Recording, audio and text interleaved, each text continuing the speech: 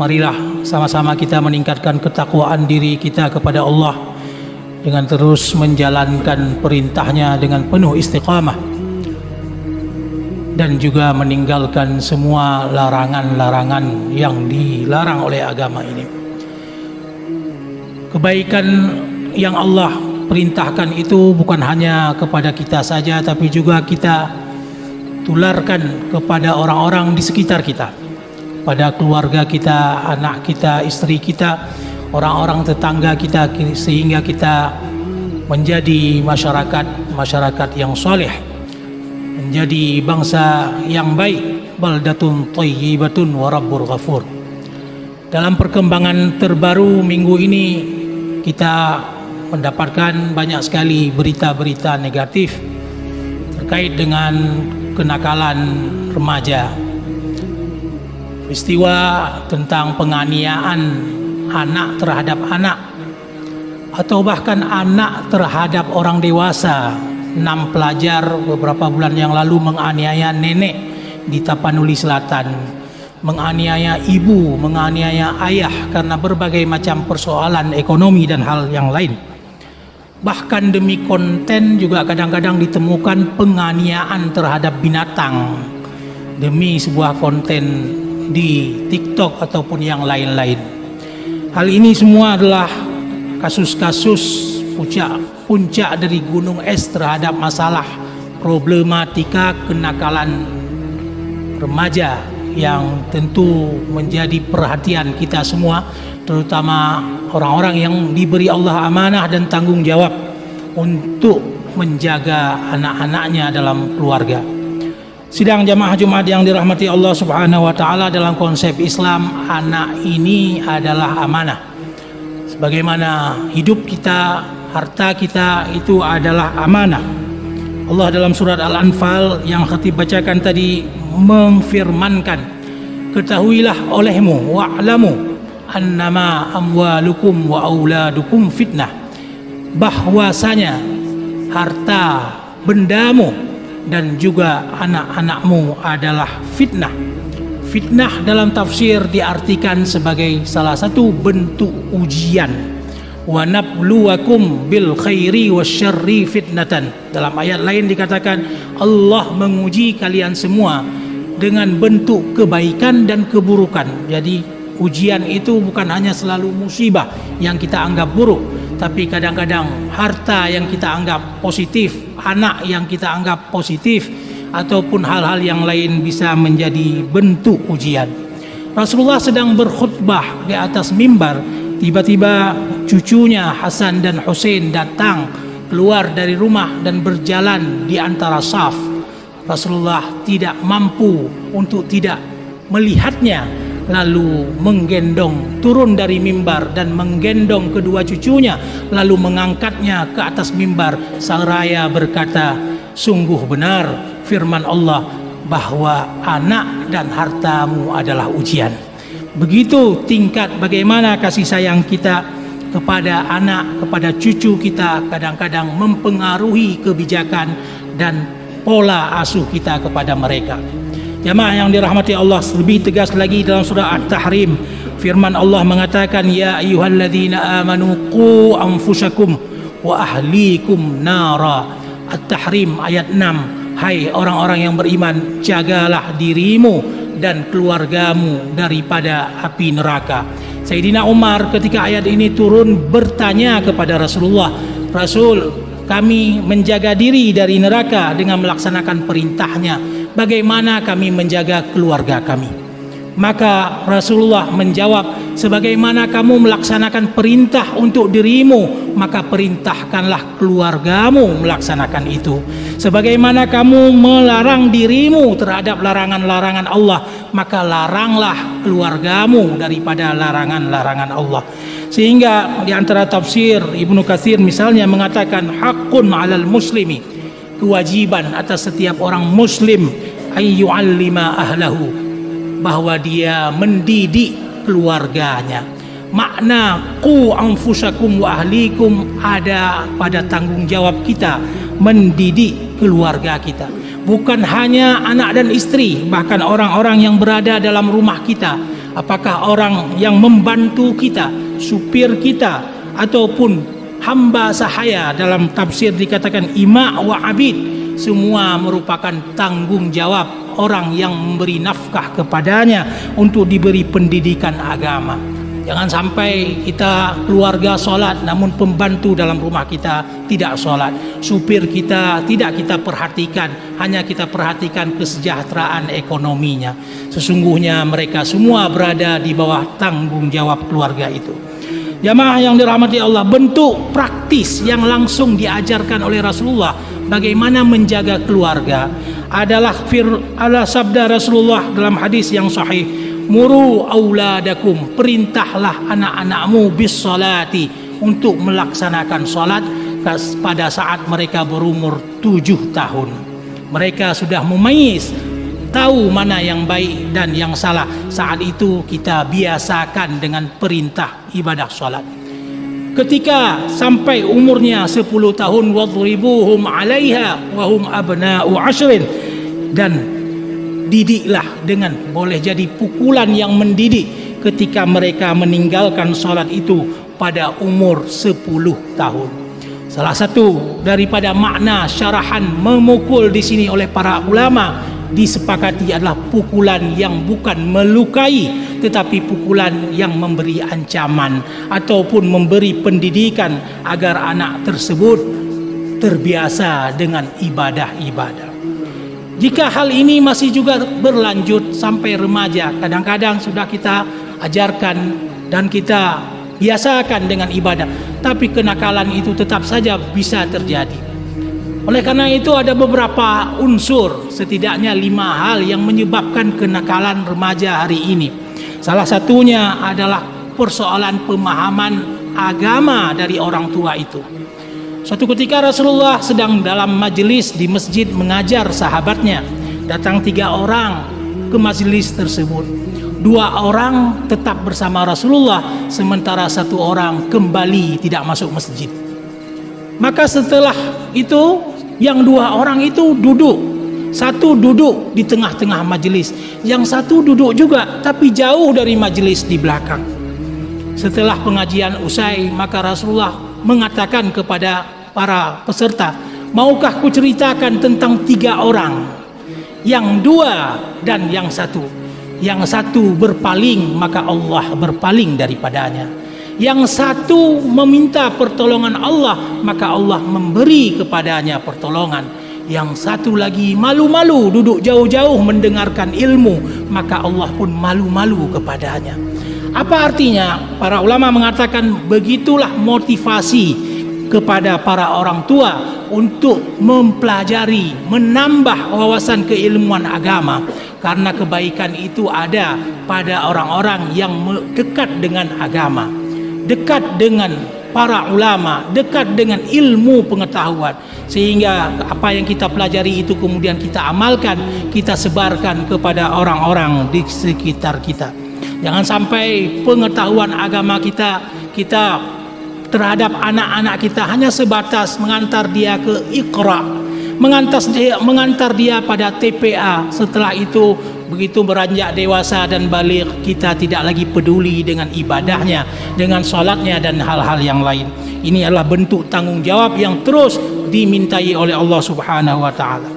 Yang kedua, jemaah yang berbahagia, adalah persoalan lingkungan yang tidak baik. Kita tahu dalam dunia pendidikan bahwa pendidikan akan berhasil kalau didukung oleh 3 pilar utama. Yang pertama adalah keluarga. Sebenarnya tidak ada kewajiban guru mengajari anak kita. Ayah dan ibunya lah yang wajib mengajari setiap anak. Tetapi kemudian kita limpahkan kepada sekolah, kepada kampus dan sebagainya. Itu pilar kedua. Tapi ada pilar ketiga untuk mengawasinya, yaitu masyarakat. Ketika kita melihat anak berkeliaran di sekitar kita pada jam sekolah, patut aparat kampung bertanya, kenapa di sini pada jam sekolah? Patut siapa saja yang melihatnya menghalaunya untuk pergi ke tempat-tempat pengajian, padahal anak-anak lain sedang mengaji. Ini bentuk daripada lingkungan yang baik yang mesti terus kita hidupkan kalau kita ingin meminimalisir persoalan-persoalan kenakalan remaja ini. Jamaah yang dirahmati Allah, Rasulullah mengatakan orang-orang yang duduk bersama penjual minyak wangi maka selalu akan wangi. Orang-orang yang duduk dengan orang yang sedang meniup api untuk menajamkan pisau dan yang lain-lain, maka sekurang-kurangnya bajunya akan terkena bara api tersebut. Itu hanya perumpamaan bahwa lingkungan itu sangat penting bagi kebaikan seorang anak. Bahkan Rasulullah Sallallahu Alaihi Wasallam sendiri sejak kecil itu disusui ke tempat yang jauh dari Mekah, yaitu ke Bani Sa'ad, sebagai bentuk untuk mencari lingkungan yang baik, mencari hawa yang baik, bahasa Arab yang masih murni di suku-suku Baduy pedalaman. Itu diantara contoh bagaimana Rasulullah itu dijaga sejak kecil pada lingkungan yang baik. Jamaah yang dirahmati Allah, selanjutnya perilaku kekerasan dalam rumah tangga yang dilakukan orang tua terhadap anak menjadi sebab terhadap kenakalan remaja juga. Seorang sahabat namanya Aqra ibnu Tamim heran melihat Rasulullah mencium Hasan dan Husain. Saya punya anak 10 laki-laki semua, tidak pernah saya cium, kata Aqra bin Husain. Kenapa dia mencium cucunya? Kata Rasulullah, man la yarham la yurham. Barang siapa yang tidak mengasihi anak-anaknya, maka dia tidak akan mendapat kasih sayang dari Allah Subhanahu wa taala. Oleh karena itu, pendidikan dengan lemah lembut itu sangat penting. Sayyidina Umar mengatakan, allimu auladakum sab'an. Ajari anakmu itu 7 tahun pertama dengan penuh kasih sayang. Beri dia manja. Kemanjaan itu, kasih sayang, lemah lembut itu pada saat umur 1 hingga 7. Jangan diberi kekerasan, karena itu dalam ilmu psikologi pendidikan juga dikatakan sangat berpengaruh terhadap anak-anak hingga dewasa. Lalu kata Sayyidina Umar, wadribuhum aw wa'adibuhum sab'an. Beri pelajaran dia 7 tahun lagi, umur 7 hingga 14 tahun. Disitulah dia di-upgrade, diisi ilmunya, dibiasakan ibadah-ibadahnya, puasa, Ramadannya, salat 5 waktunya dan lain-lain. Di situ maka ada pendidikan tadi. Disitulah saatnya seseorang itu digembleng dengan disiplin. Kemudian kata Sayyidina Umar, warafiquhum sab'an. Kemudian 7 tahun terakhir dari umur 14 hingga 21, bertemanlah dengan dia. Anak-anak yang berumur masuk pada umur puberitas sangat sulit untuk diajarkan dengan kekerasan. Bisa jadi bahkan akan melawan orang tuanya, melawan gurunya.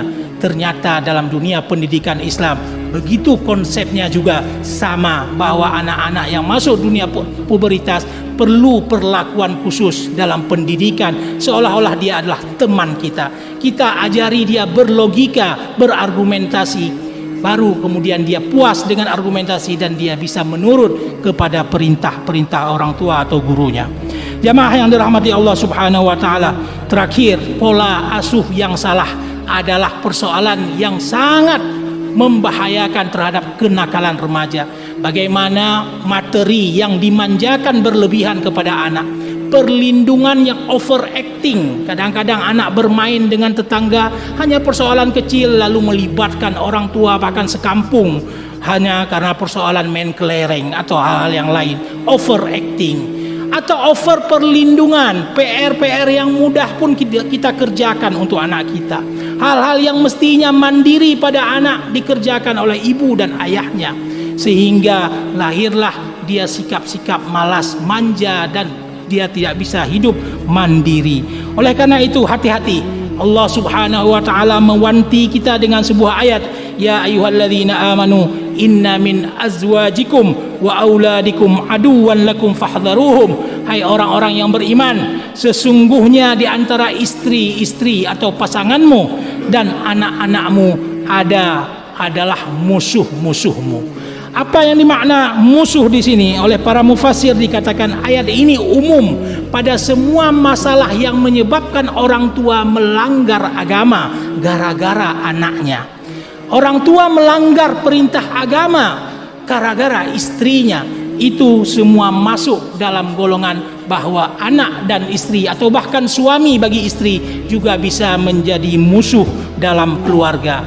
Makanan-makanan yang tidak halal yang kita bawa ke rumah kita akan menjadi darah, walaupun bentuknya makanan halal, daging sapi, daging ayam, tetapi karena sumber rezekinya tidak halal, maka dia menjadi darah-darah yang tidak halal.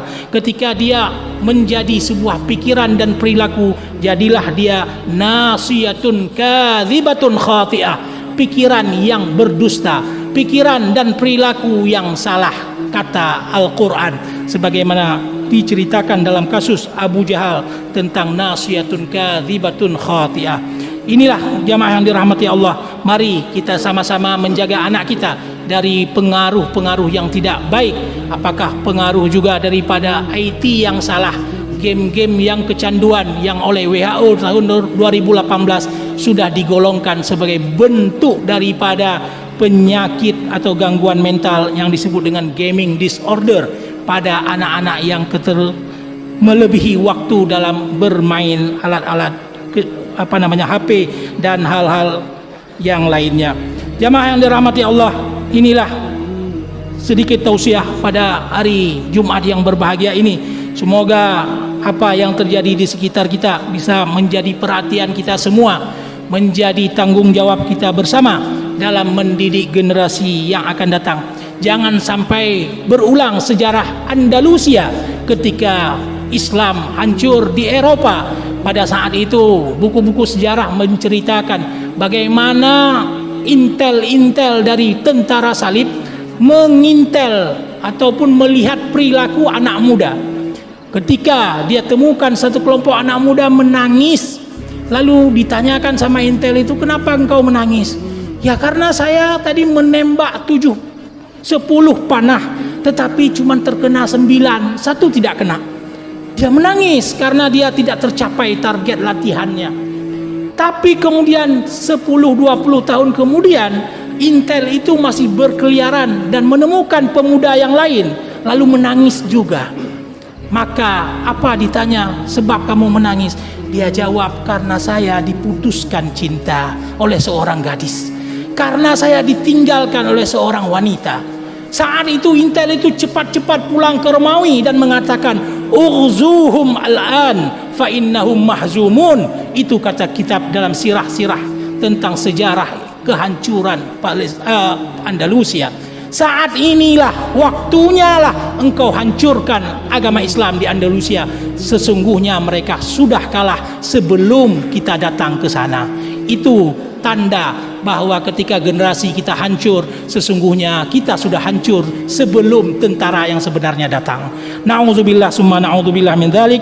Semoga ada manfaatnya kepada khatib sendiri dan kepada kita semua. Alhamdulillahirabbil alamin. Wal 'aqibatu lil muttaqin wa la 'udwana illa 'alal zalimin. Asyhadu an la ilaha illallah wahdahu la syarika lahu wa asyhadu anna Muhammadan 'abduhu wa rasuluhu la nabiyya ba'da. Allahumma salli wa sallim ala sayyidina Muhammadin wa ala alihi wa sahbihi ajma'in.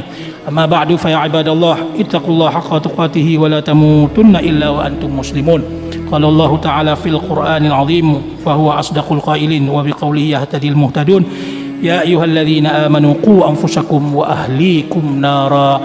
Barakallahu li wa lakum fil Qur'anil 'azim wa nafa'ani wa iyyakum bima fihi minal ayati wa dzikril hakim wa taqabbala minni wa minkum tilawatahu innahu huwas samiul basir.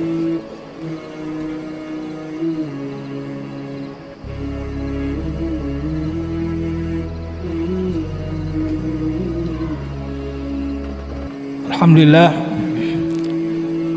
rabbil alamin wal 'aqibatu lil muttaqin wa la 'udwana illa 'alal zalimin. Asyhadu an la ilaha illallah wahdahu la syarika lahu wa asyhadu anna Muhammadan 'abduhu wa rasuluhu la nabiyya ba'da. Amma ba'du fa ya ibadallah usi nafsi wa iyyakum bi taqwallah faqad fazal muttaqun wa ahussukum ala ta'atillahi wa ta'atir rasul la'allakum turhamun. واعلموا عباد الله أن الله قد بدأ بنفسه وثنى بملائكته وثلث بكم أيها المؤمنون فقال تعالى ولم يزل قائلا عليما إن الله وملائكته يصلون على النبي يا أيها الذين آمنوا صلوا عليه وسلموا تسليما وارض اللهم عن صحابة رسول الله أجمعين أبي بكر وعمر وعثمان وعلي وعنا معهم برحمتك يا أرحم الراحمين اللهم اغفر للمسلمين والمسلمات والمؤمنين والمؤمنات الأحياء منهم والأموات إنك سميع قريب مجيب الدعوات ويا قاضي الحاجات. اللهم أصلحنا وأصلح أولادنا، اللهم أصلحنا وأصلح شبابنا، اللهم أصلحنا وأصلح بناتنا، اللهم أصلحنا وأصلح ولاة أمورنا لما تحبه وترضاه يا رب العالمين. ربنا آتنا في الدنيا حسنة وفي الآخرة حسنة وقنا عذاب النار، والحمد لله رب العالمين، وأقيموا الصلاة.